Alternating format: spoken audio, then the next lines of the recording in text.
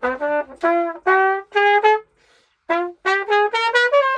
Vinny. Welcome to the first episode, everyone, to the ETHEL podcast. If you're not aware, ETHEL stands for Excellence, Transformation, Honor, Equity, and Leadership, undergraduate research journal here at Charlotte. So here we're exploring research across all different disciplines, from the sciences to the arts. So today we're diving into the world of jazz studies with Vincent Vaccaro. Am I pronouncing that correctly? That's correct, yes. Okay, a senior here, and we're just welcoming you to the podcast. Thank you for being here. Well, thank you for inviting me. I think this is a really cool opportunity. I'm glad to be a part of this. Great, thank you. So before we get into the research, I want you to tell us what inspired you to pursue jazz studies.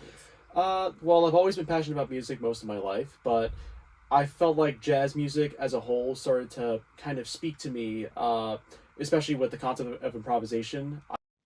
Quick note, before we dive in, when we say jazz improvisation, we're talking about musicians creating music in the moment. It's unplanned, often based on a theme or chord progression, and allows for personal expression and real-time collaboration. We'll touch on it more later in the episode. I thought that it was a great way of being able to showcase creativity as an artist compared to other genres of music that I've experimented with in the past. Also, my family, a good bit of my family also played a lot of jazz, especially like my older brothers in like my high school's jazz bands and stuff. So that became a big inspiration for me to kind of follow that same path, and I kind of fell in love with it. Wow, that's great. So you've been doing it for a pretty long time. Yes, Yeah. well, jazz since like freshman year of high school, and I've played in concert bands since around like 6th grade. Okay. But yes, jazz has been my thing for a very long time now. Great, that's great to hear. So what aspect of jazz are you currently researching, and how did you transition from high school to college? How did you get into that? So the music I'm currently researching right now is the music of Louis Prima. And I've really been trying to look into how his music specifically, a lot of his jazz music especially, relates to the tarantella folk dances of southern Italy, since he's of Italian descent, kind of similar to me.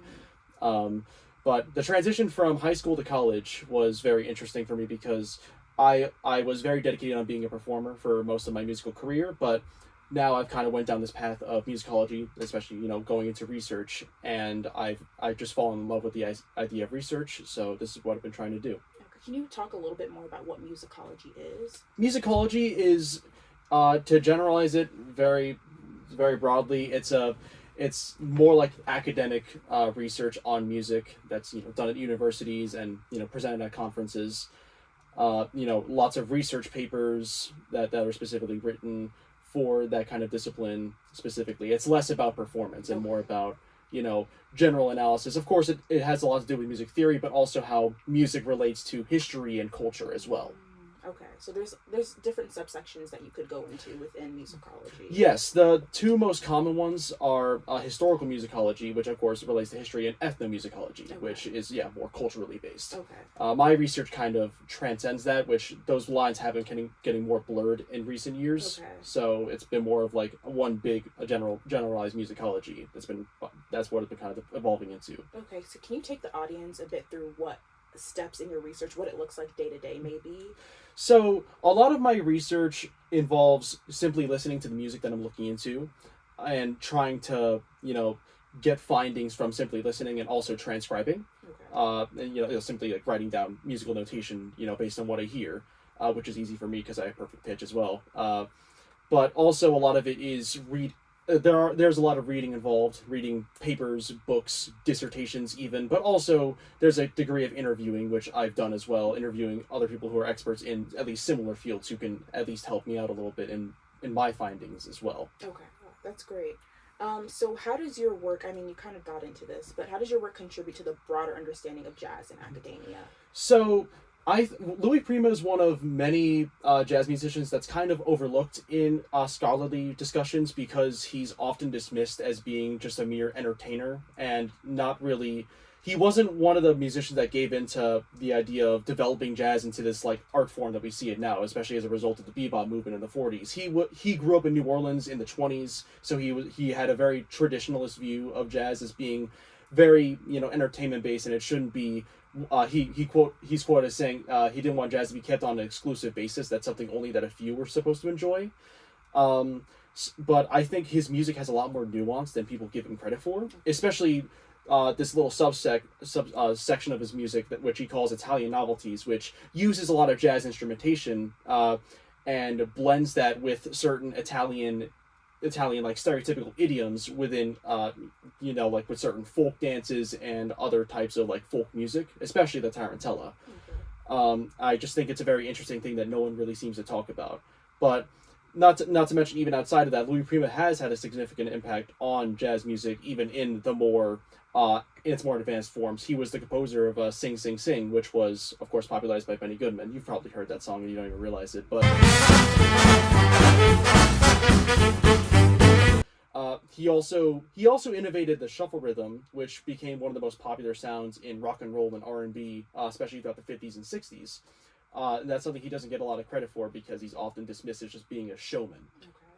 But I think there's a lot more nuance to his music that I want to help reveal to the world. Great, thank you.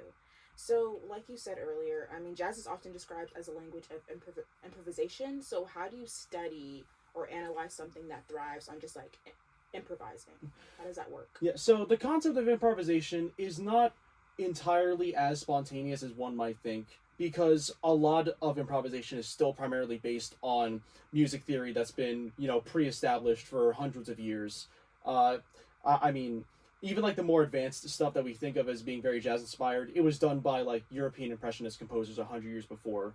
So a lot of the improvisation is based on finding proper guide tones, and then using that to kind of move from chord to chord, and it's a very interesting way of musical storytelling. But a lot of it is just listening, and you can and once you listen to enough of a certain improviser, you kind of understand like they all have their own specific style as well, which can make it easier. Okay. Yeah, like for example, Clifford Brown, he was a great trumpet player, but he was extremely technical with like his phrasing and everything, probably the most technical of his time. But compare that to Miles Davis, he preferred to play more melodic. A lot less technical, even though he was capable of it, but he preferred, like actually, composing melodies on the spot instead of simply just trying to outline every single possible, important chord tone as possible. But yeah, so even Louis Prima, a lot of his music, a lot of his improvisations are very, he has a more brash tone, especially, because think about like the parades in New Orleans and stuff like that. Yeah. That was a lot. He was very inspired by Louis Armstrong, who also came from those similar traditions. Buddy Bolden, same thing.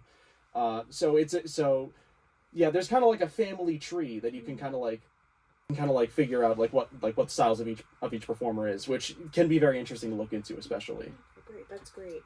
And how do you see jazz evolving in the academic space? And I ask this question because the main point of this whole podcast is to allow other audiences to see how research can be done in different spaces other than your regular STEM disciplines. So how do you see that evolving within jazz?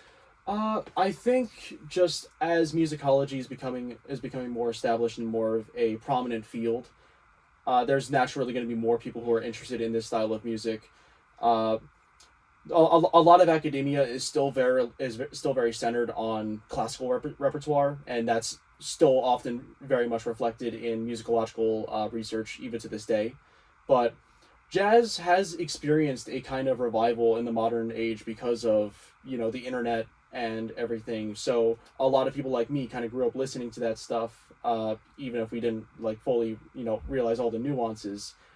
But and now there are plenty of people that are like me or even younger than me that want to look more into this kind of discipline as a whole, and I think that's going to continue for a very long time. Great, thank you. And then what's one thing you wish more people understood about jazz studies?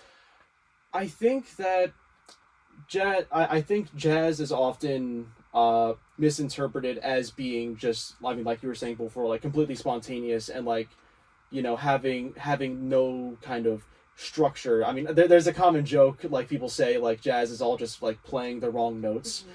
But if you look at this music on a deeper level, not only will you see a lot of the parallels with classical music in terms of like the theoretical aspects, but also it's just a very interesting form of artistic expression that's been actually lost in a lot of Western art music. Improvisation was at the core of Western classical music for a very long time, but it got lost to time. For many reasons, but just because I think a lot of composers just didn't feel the need to include like improvised cadenzas and all that. I remember watching a video by Barry Harris, a great jazz piano player, and he said that the Europeans stopped improvising by the time the Americans started, which is very interesting. And now that people think of improvisation as being like a strictly jazz oriented thing, but in reality, it has a lot more roots in other music that we hear all the time, and we don't seem to realize it. Okay. And I hope that as jazz, from an institutional standpoint, is being developed further, that I hope more people can catch on to that and understand that. Yeah, that's great. And is there any advice for students interested in researching jazz or other music disciplines that you want to give? Find the music that you really like, and you really think that there's more to it. The thing that's great about musicology is you could be incredibly nuanced with the music that you look into, and the beauty of music is that there's going to be nuance to everything, just like any art form. So as long as you enjoy some form of music and you think that there's potential to like write research about it or like find things on your own, then I encourage you to go for it. I never would have thought I'd be looking into the music of this Italian guy who just bubble around like an idiot on stage, but his music really has like a deeper meaning than a lot of people give it credit for. That's great, thank you. So Vinny, you've obviously accomplished a lot throughout your time here at Charlotte. So what's happening after? Like, what's your next step? Where do you go from here? Well, I'm planning on going to graduate school to continue, to get like an actual degree in musicology, master's, hopefully a doctorate after that. And I do want to further where I'm taking my research now, and bring it into more scholarly settings. I've already been starting to do that. I've presented at 3 different research conferences already. Last semester I presented the Honors Research Symposium and the State of North Carolina Undergraduate Research Symposium.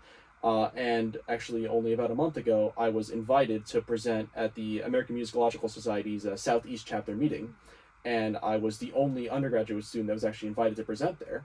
Everyone else was either a grad student or a professor. So I think, my research is already starting to get recognized, but which is wonderful. But I'm hoping that by the end of the semester, I can get it published. That's great. That'd be great. Yeah. Well, thank you so much for taking the time to be featured on the podcast, and I hope you all stay tuned for more highlights that are coming. Thank you, Vinny. Thank you.